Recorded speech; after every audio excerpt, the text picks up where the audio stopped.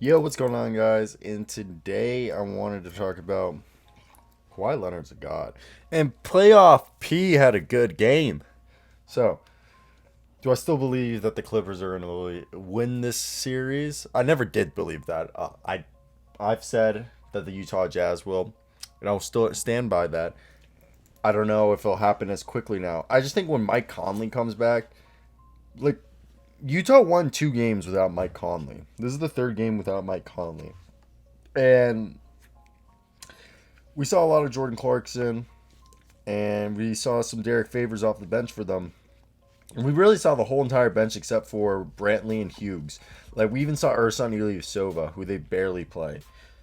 And the Clippers were insane. They had 34 points from Kawhi, 31 from Paul George. Reggie Jackson literally is their third scorer, with 17. Nico Batum had 17 as well. And then Marcus Morris, the defensive, not really defensive, but the stretch four they have, aka also small forward, just came in and dropped 6. And then off the bench, the leading scorer was Pat Bev and Trey Mann. Pat Bev was definitely overrated for a while. I was like, people really made him seem like he was like this elite defensive player. I felt like he was always a little overrated. He was great. He's a great defensive player, but like now he's like lost a step, like clearly. But yeah, the Utah Jazz shot 84 shots and hit only 36 of them compared and shot 42.9%, while the Clippers shot 56.2% from the field, hit 50 of 89. And they did the same thing from three, 52.8%, while the Utah Jazz hit 43. This is why I think the Utah Jazz are going to win.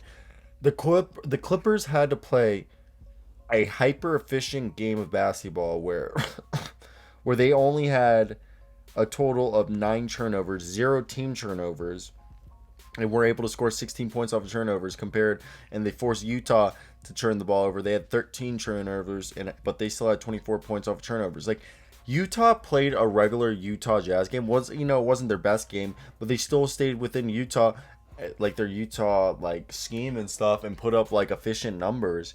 And it just shows that this team is way better than the Clippers, and the Clippers were only able to win without Mike Conley on the floor because they shot basically 55%, 56% from the field and 54% from three. Okay? That's just ridiculous. If you're doing that, you're going to win usually. That's what I think. So, kudos to them for being able to do that and basically just shitting on everyone's dream. Or not everyone's dream, just shitting on anybody thinking that this was going to be a sweep. Kudos. Shout out to them.